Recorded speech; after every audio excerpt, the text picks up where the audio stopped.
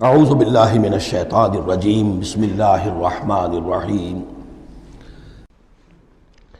اب اس اعتبار سے اگلی دو آیتیں جو ہیں قرآن مجید کا اہم ترین مقام ہے کہ یہ پیتھولوجی کیسے ڈیولپ ہوتی ہے، نفاق کیسے آتا ہے۔ ینادونہم الم نکن معکم، وہ منافق کہیں گے اے مسلمانوں کیا ہم تمہارے ساتھ نہ تھے؟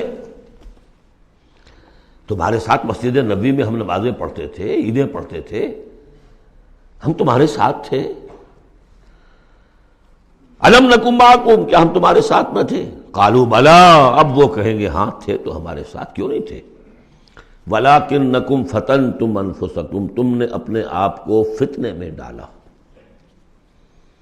فتنہ کیا ہے؟ انما اموالکم واولادکم فتنہ، مال اور اولاد سے ضرورت سے زیادہ محبت، اگر اللہ اور اس کے رسول اور اس کی راہ میں جہاد سے زیادہ محبت ہے اہل و عیال سے اور مال سے، تم نے اپنے آپ کو اپنے ہاتھوں فتنے میں ڈال لیا۔ یہاں ذرا وہ آیت اب یاد کر لیجئے جو سورہ توبہ میں ہم پڑھا ہے، آیت نمبر 24۔ قل ان کان آباؤکم وابناؤکم واخوانکم وازواجکم وعشیرتکم واموال اقترفتموها وتجارۃ تخشون کسادها ومساکن ترضونها احب الیکم من اللہ ورسولہ وجہاد فی سبیلہ فتربصوا حتی یاتی اللہ بامرہ واللہ لا یہدی القوم الفاسقین۔ اے نبی ان سے کہہ دیجئے کہ اگر تمہیں اپنے باپ اور بیٹے اور بھائی اور بیویاں اور رشتہ دار اور وہ مال جو بڑی محنت سے جمع کیے ہیں، وہ تجارت جس کی کساد کا تمہیں اندیشہ رہتا ہے، اور وہ حویلیاں اور محل جو تمہیں بڑے محبوب ہیں، اگر ان 8 چیزوں کی محبت زیادہ ہے تمہارے دل میں اللہ اور اس کے رسول اور اس کی راہ میں جہاد کی محبت سے، تو جاؤ دفع ہو جاؤ، انتظار کرو یہاں تک کہ اللہ اپنا فیصلہ سنا دے۔ یہ ترازو کس نے ٹلٹ کی ادھر؟ یہ 8 والا پلڑا کیوں ہوا نیچے؟ کیوں نہیں یہ 3 والا نیچے گیا؟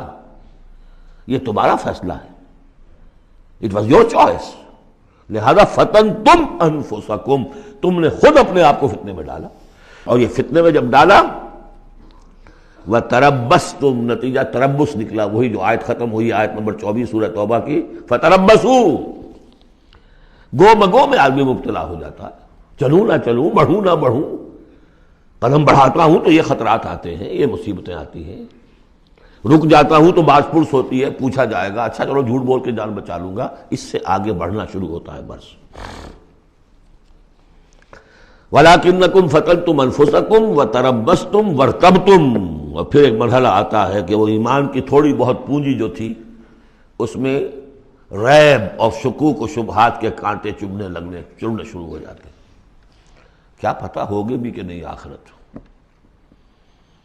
یہ دنیا نقد ہے، اس کی لذت نقد، اس کی کلفت نقد، اس کا عیش نقد، اس کی تکلیف نقد، پتہ نہیں آخرت ہوگی کہ نہیں ہوگی۔ پھر شکوک و شبہات آئیں گے۔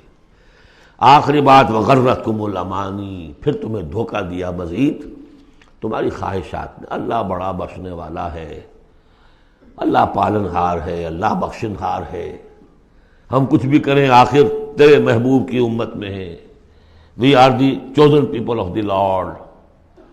غرتکم الامانی، کبھی خیال ہوتا بھی ہے تو یہ تھپکیاں دے دے کر یہ امانی جو ہے یہ سلا دیتی ہے۔ وغرکم باللہ الغرور حتی جاء امر اللہ، یہاں تک کہ اللہ کا فیصلہ آ گیا۔ وغرکم باللہ الغرور، اور تمہیں خوب دھوکہ دیا اللہ کے نام پر اس دھوکے باز نے، شیطان لعین نے۔ یہ سورہ لقمان میں آ چکا ہے۔ فلا یغرنکم الحیات الدنیا ولا یغرنکم باللہ الغرور۔ یہ ہے سٹیجز۔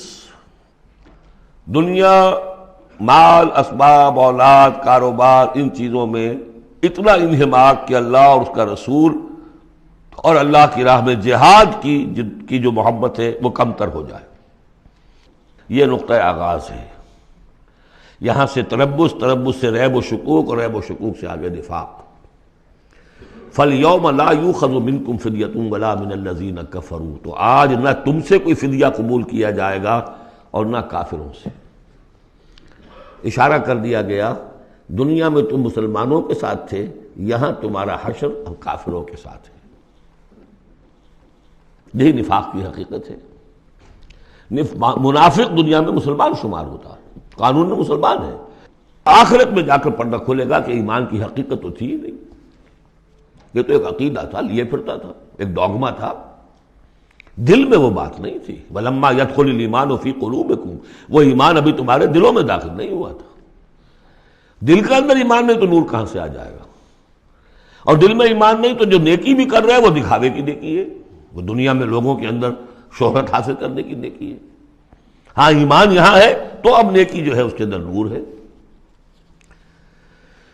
فَالْيَوْمَ لَا يُؤْخَذُ مِنْكُمْ فِدْيَةٌ وَلَا مِنَ الَّذِينَ كَفَرُوا مَأْوَاكُمُ النَّارُ وَهِيَ مَوْلَاكُمْ وَبِئْسَ الْمَصِيرُ۔ اب تو تمہارا ٹھکانہ تو آگ ہی ہے اور وہ بہت برا ٹھکانہ ہے، وہی تمہاری مولا ہے، غم خار ہے، دم ساز ہے۔ کوئی اپنا شکوہ شکایت کرنی ہے، کوئی نالا و فریاد، اسی سے کہو جو کچھ کہنا ہے۔ بئس المصیر، اور وہ بہت برا ٹھکانہ ہے۔ صدق اللہ العظیم۔